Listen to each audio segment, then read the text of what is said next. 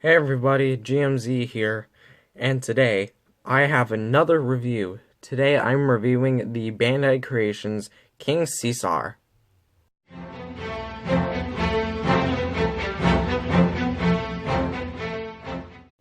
So I guess immediately let's just get started into the figure.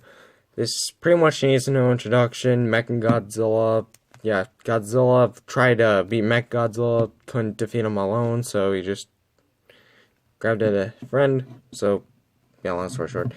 Anyways, for sculpt and paint, it actually blew my mind when I first got him. So for the majority of the figure, it's more of a poop kind of colored brown with some black highlights to pretty much highlight the detail. And then like this yellow wash going throughout the figure to create like the fur effect.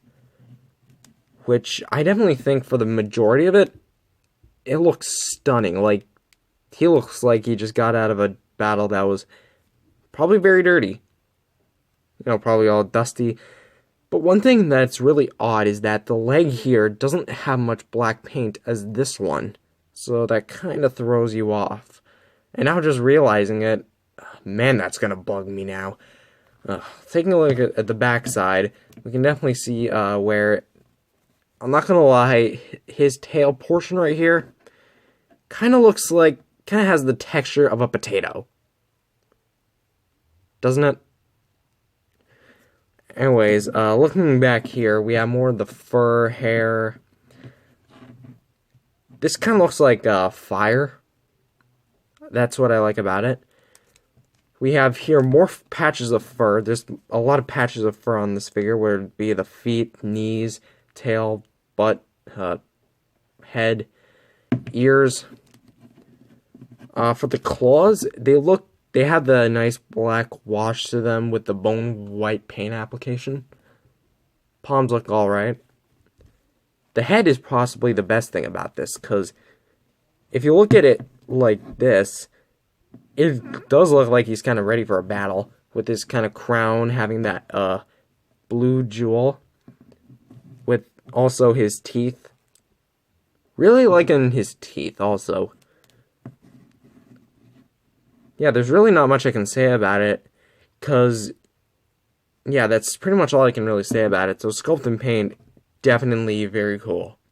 And now for articulation, which, this guy he's pretty articulated, actually. He has none at the head. He has swivels at the bicep, which you can go pretty much forward about that far, and backwards about that far. Here it just kind of looks like he's getting arrested. Let me grab Godzilla. It's like, you're under arrest, buddy. I don't know. It's just kind of something like that. And then, what's weird about this is he has a waist swivel. So he can do this. I don't understand. It's a neat choice to do, but like that I don't understand at all. Feet can go about forward and back. Can't go out much because this is a vinyl. The tail can actually move a bit, yeah, it can move pretty much a full 360, but that noise, man. Like, and the ears, I'm not sure if they're supposed to move, but they can move, like, you can kind of get them to do this. Yeah, with the ears up. He did do that in the movie. But something that's really weird is that I'm not even sure if they're actually supposed to do that. But if you keep doing it often, you'll actually start to see noticing, like, it's starting to chip. So I guess if we were to count the ears and waist as articulation, you get 1, 2, 3, 4, 5, 6, 7, 8 points of articulation on this guy alone. A head articulation, probably like a cut midway here, would probably finish the job, but it is what it is. Well, if you guys want to know how tall this guy is, I got stuff. Here we go. Here's a figure that appeared in his movie, Mechagodzilla. In all honesty, these two don't go all that back together. Like, they're pretty on par. I think they're about this size. I don't know, I think they're both about 50 meters. Yeah, that's Mechagodzilla. Here's not the version of Godzilla that appeared in that movie, but the only Showa Godzilla that I have from Bandai Creations.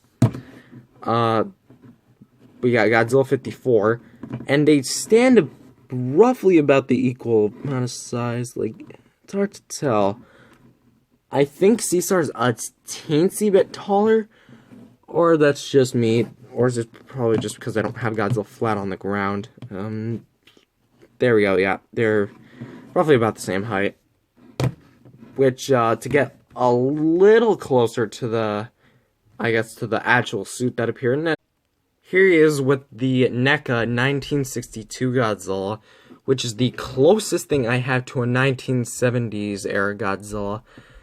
And as you can see, these two don't go well together. Like, sure, they're both 6-inch, but just look at this sizing. Like, they should be about, like, Ceasar should be about up to here on him, but, like, I do have them displayed somewhat next to each other, but I don't know, this just doesn't work. Also, in terms of overall length, I know this is unfair to begin with, but just look at it. Yeah. So, good. It was, hold on. Maybe if we kind of give him a chance, his ears flopping upward, will that be able to work? Maybe.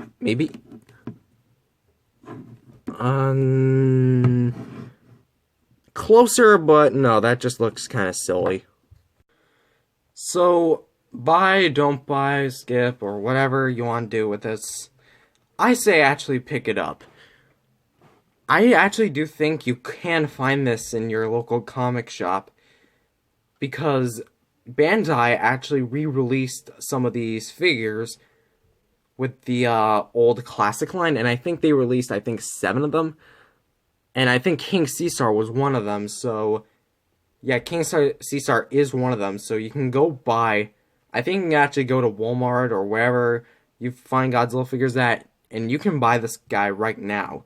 I actually remember when I picked the Mechagodzilla and Ghidorah up, they did actually have a couple King Caesars there at my comic shop, so I just decided not to get them because I already have them. So they also had a Godzilla 68, but I only want to get Mechagodzilla and King Ghidorah since I have a ton of Godzillas and nothing about it.